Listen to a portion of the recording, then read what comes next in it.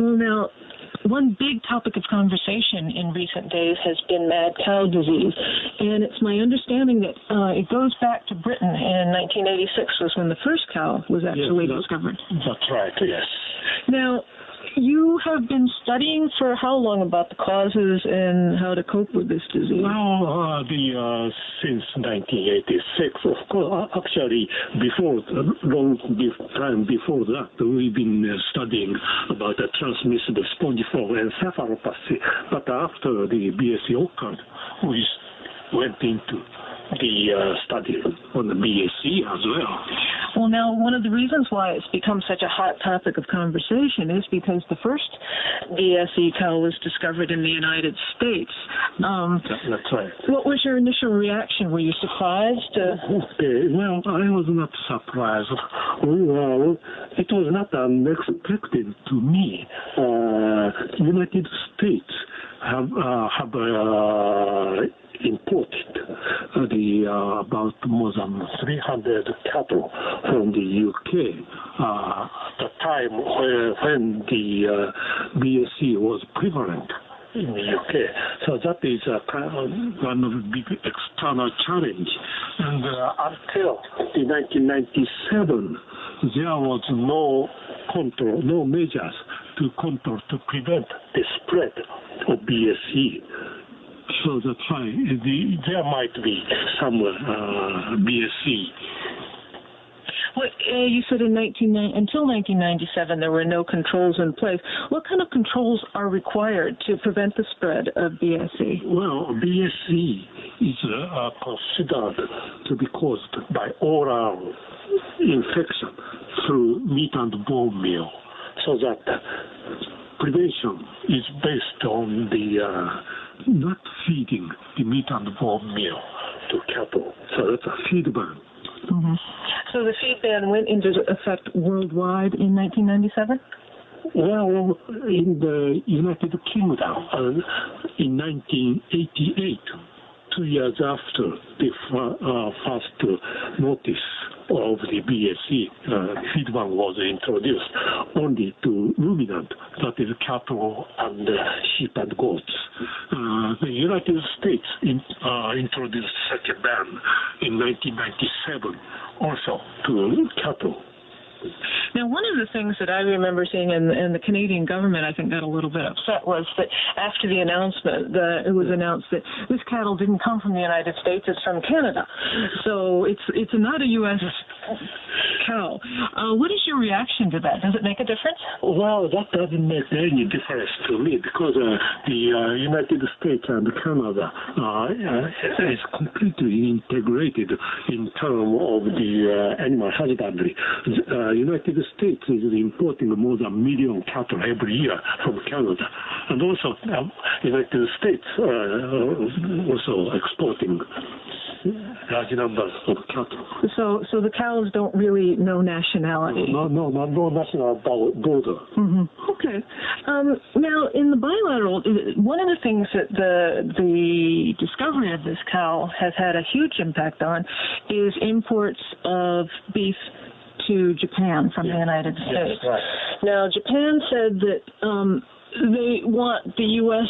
to screen every cow that is sent to Japan. Is that a reasonable request? What's your thoughts on this? Well, I think the most important thing is the food safety to prevent the people from the infection with BSE.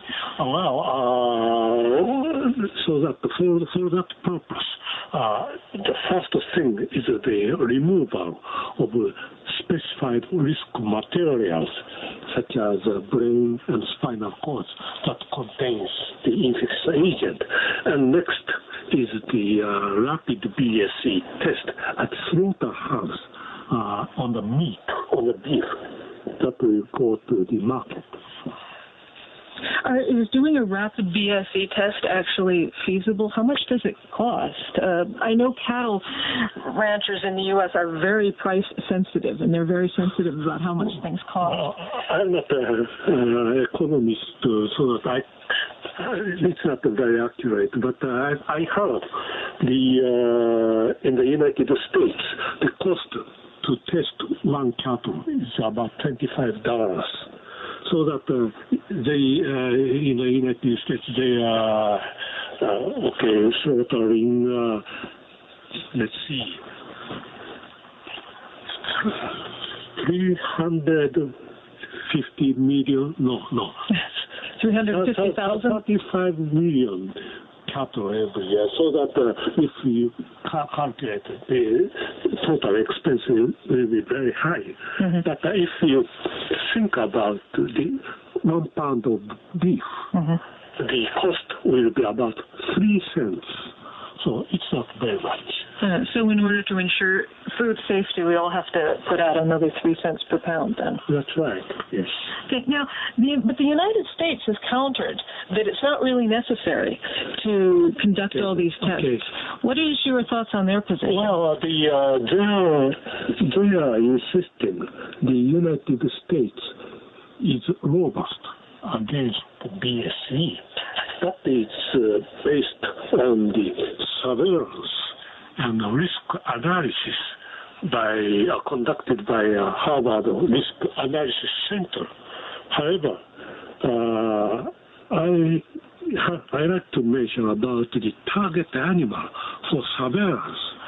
Target animal should have some kind of clinical sign suspected of BSE. But the United States are testing the downer cattle at slaughterhouse. If the downer cattle has no nervous sign, neurological sign suspected of BSE, that will be, with that cattle, you have to have 100 downers. That will be equivalent to one cattle with a clinical sign.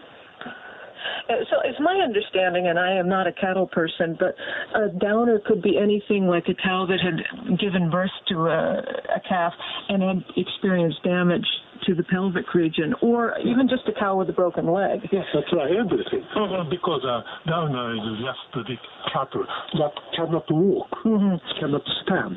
So now under the American standard, if a cow has a broken leg, it's considered a downer and then can be included in the testing for BSE. Okay. In the year of 2002 and 2003, United States tested 20,000 cattle. That is about more than 40 times of the numbers required by international standards. That's why the United States insist we are free of the BSE.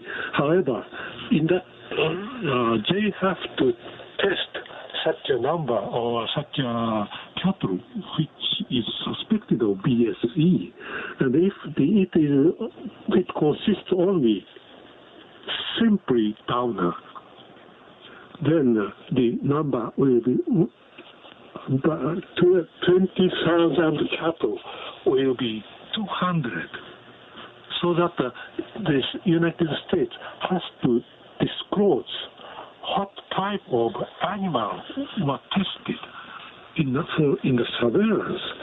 So otherwise, we cannot understand what the result of surveillance means. Mm-hmm. Well, now, Japan has not been free of mad cow disease, and I remember quite vividly doing an interview almost 3 years ago on September, I think it was September 10th or September 11th here. September 10th, yeah. Yeah, well, the interview was held on September 11th, 2001.